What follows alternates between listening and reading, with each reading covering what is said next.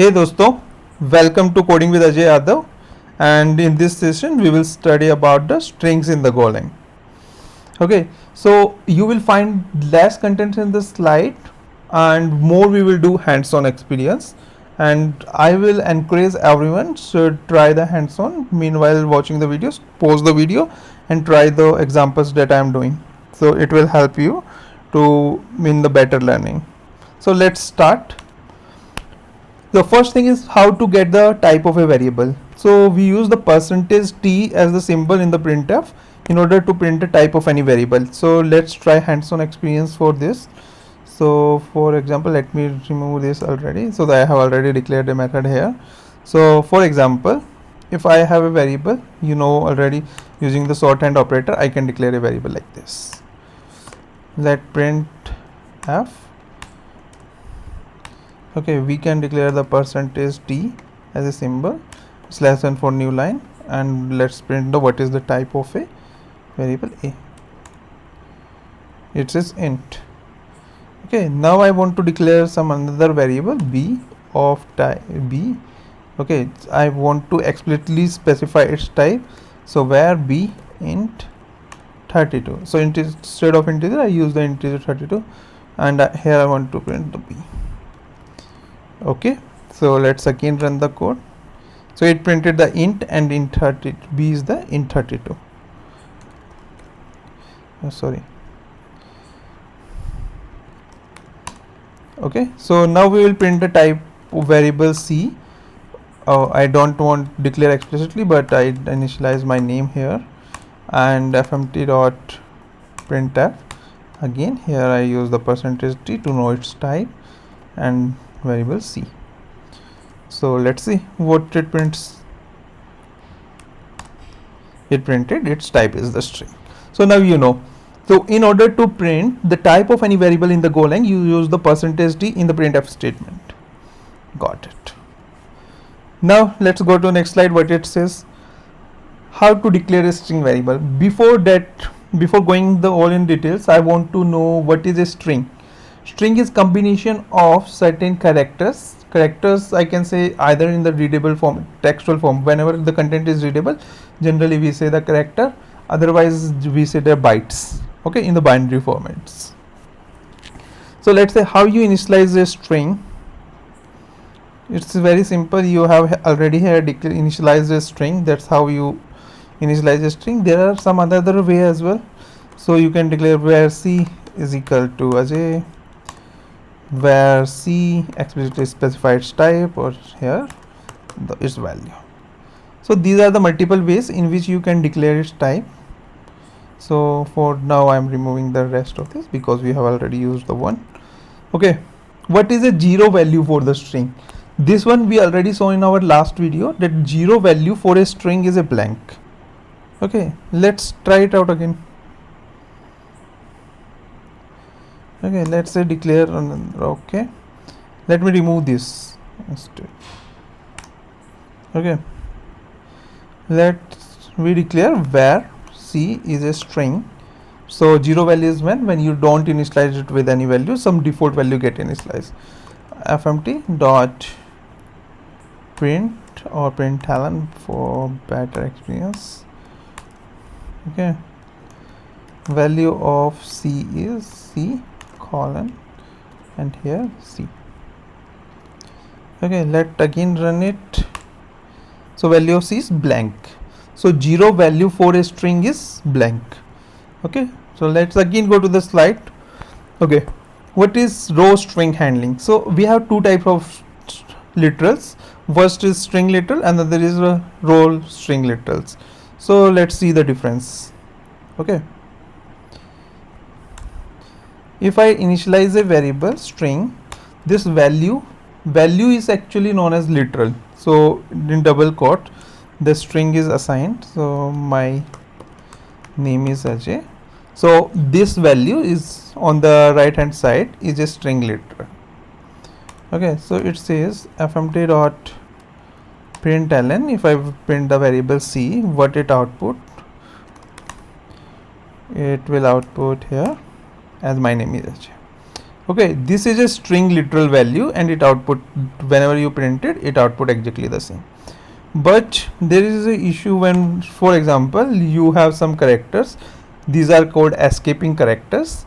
If data present in your string and you print that string, it will escape through from the string. So for example, slash and here been converted into the new line and is printed like this. But sometimes you want those characters within the string and you don't want to escape. In that case, you use the row string literals. So for row string, you actually used backticks instead of double quotes. Okay. Now your string is row string literals. Now if I print the output, it has printed slash n within the string. So I think you got the idea. Okay, now I have a question for you. For example, you have a path c slash test. Okay, what will you use as a string literal or the row string literal and why? So please answer in the comments. Now, what is character, code point, runes and the bytes? So these are the 4 different things. Let's understand meaning of each one. What is a character? Okay, so if you have a readable string, like, and you have some strings, for example, let me again convert it into the string literal. This is a text. Okay, so this is a string and it is a readable. Every single character, single alphabet, it is a character. Okay, it is a readable content. Okay, got it. What is the code point? Okay, actually now there are the 1 million characters, and these 1 million characters you can write for it, which includes smiley, different characters from the different language. To each of these characters, a unique value is assigned. Unique value is in the integer form, is being assigned. That is known as the code point. Okay, what is rune? Okay, so for example, we again go slightly back. For example, in the code point, if I talk about the alphabet A, it has the you say that Unicode value or the ASCII value is 65. And similarly, if you take the example of the smiley, it has certain value of 1, 2, 8, 3, 5, something like this. It has some values. In order to store those values in the Golang, so it says that it is integer 32. There is an alias to integer 32, which is known as rune, which is used to store your code points. Okay. What is the byte? Actually, rune primary purpose is to store the readable content. Byte primary purpose was to store the binary informations, and byte has size of 8 bits. Earlier, if you talk about the older Unicode, it is also known as the ASCII values. So at that time it could be stored within the 8-bit information. So that's why you can use byte for the older Unicode subset, that is ASCII values. Got that. Okay. Now I have few questions for you. Please answer these questions. How many characters does ASCII encode? What type are byte and runes are alias for? And what is the code point for the dollar and the smiley? Okay, भाई अब आप कहोगे कि sir आपने कुछ बताया तो है नहीं, सब थ्योरी बता दी, अब बोल दिया कि मतलब ये सारी चीज़ निकाल के ले आओ. तो भाई ऐसे नहीं है. चलो लेट्स ट्राई करते हैं हम. तो ठीक है, डिक्लेयर करते हैं. सबसे पहले हमने क्या किया कि एक वेरिएबल और it declare as the type rune. इसको हमने वैल्यू दे दी 960. where b rune, ठीक है, 940. where c rune और यहाँ पे वैल्यू दे दी 960. भाई अब यू विल से सर ये तो आपको तो यार यूनिकोड याद रख लिया, हमें तो मतलब यूनिकोड कैसे याद रखेंगे. चलो ये भी बात करेंगे कि मतलब कैसे करना है, बट एक बार प्रिंट तो कर लें यार. fmt dot println A B और सी हमने प्रिंट करा लिया, ठीक है। तो आपने बोला कि सर ये तो भाई यही प्रिंट हो गया, क्योंकि भाई रून क्या है, रून तो एक एलियास है इंटीजर 32 वैल्यू का, तो it will print the value in the integer 32 format. अगर हमें यही सेम काम अगर मैं ये करूँ fmt dot println, no sorry printf, और यहाँ पे प्रिंट कर देते हैं। क्या तरीका होता है वैल्यू प्रिंट करने का, percentage V percentage V percentage V, और again A B and the C are the print. तो यहाँ पे अब हमने अगेन रन किया, तो again output is remain same, slash N नहीं है तो पता नहीं चला न्यू लाइन में, मतलब ठीक है कोई नहीं, दोबारा रन कर देते हैं। तो sir again we get the same output. तो रून का फ़ायदा ही क्या हुआ, अभी फिर देख लेते हैं एक बार, लेट्स से कॉपी कर लो यार इसको, ठीक है। अब now we will printed the character value, character value we converted this Unicode value into a character and then printed its output. Oh, we get the pi, alpha and omega. Okay, so that's how you do it, but in general you can't remember these values. So by default if you define a variable, let's say x, or assign any value, for example you specify, again हम यहाँ पे सही copy कर लेते हैं भाई omega,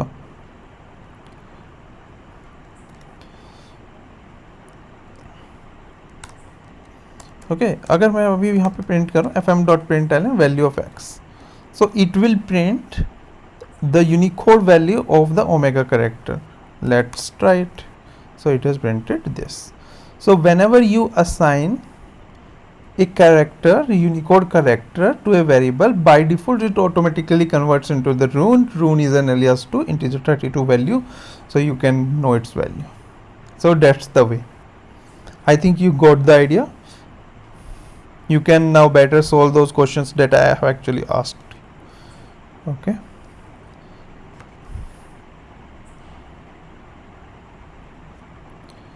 Okay. Now string is immutable. Okay, so string is immutable. What it actually means, once you defined a string to a variable, you cannot change any value within that particular string. Instead you can assign the new string to that variable, that's acceptable, but in that particular string itself you cannot change a character. Let me show you an example here as well.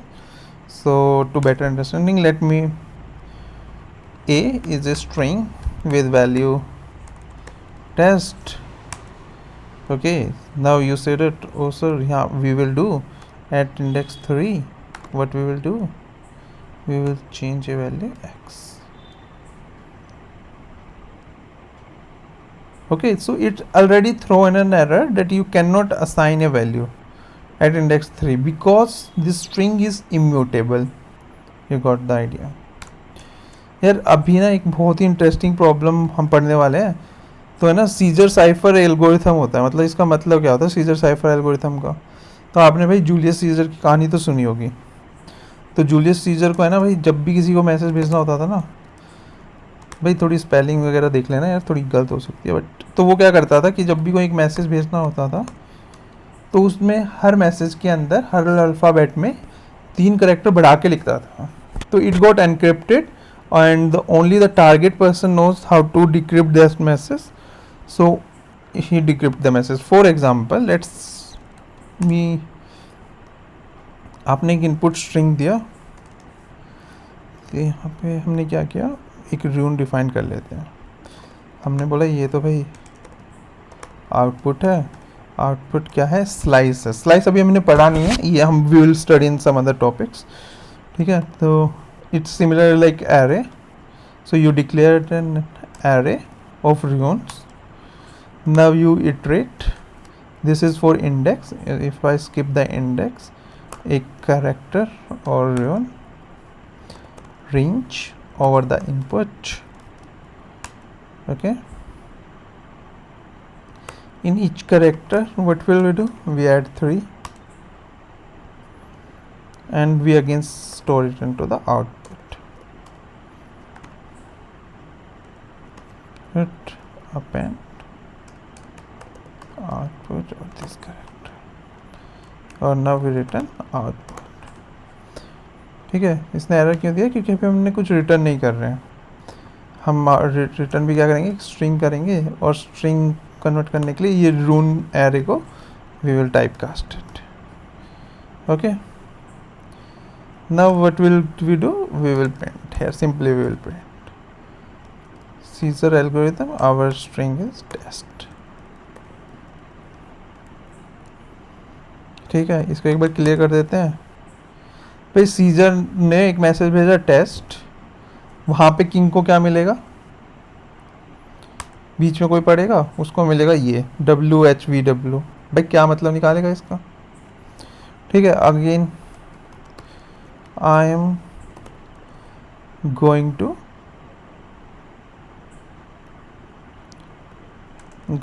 by road. ठीक है भाई, इसने ये message भेजा scissor ने, क्या मिलेगा बीच में? बीच में ये मैसेज मिलेगा. What will they do? They can't understand the message. Okay, so space here is converted into the hash space. You can directly omit if the character, you can put the conditions. Okay, इसके बाद there is a modern Caesar algorithm. It is known as the rotation 13.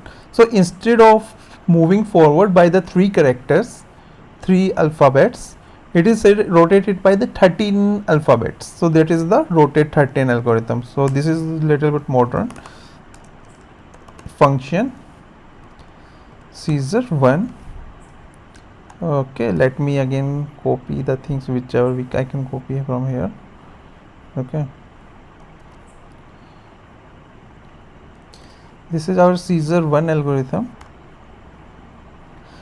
So what actually he is doing? He is checking if character is greater than equal to A and is less than equal to Z. ठीक है, braces हमें लगानी नहीं होती है. यहाँ पे CH is equal to CH plus 13. But now suppose if my last character is Z, it satisfies this condition, but now after adding the 13 it go out of the alphabet range. So again I have to check this. If CH is greater than equal to greater than Z, in that case what I will do, I will decrease 26 from that. CH minus 26. It means I have rotated it. Oh sorry, it is 13. Okay, once I got this condition, here in the output we will add append output and this correct. We got it. Here we use the Caesar algorithm, here we are using the Caesar 1 algorithm. Okay, so what the king got the message? King will get this message instead of this message. So king has to understand. You got the idea. Okay, today along with the basic things in the Golang, we also studied certain algorithms. I hope you liked the video. We will come with some other interesting topics. Yeah, thank you for watching. I hope you will like or share the video.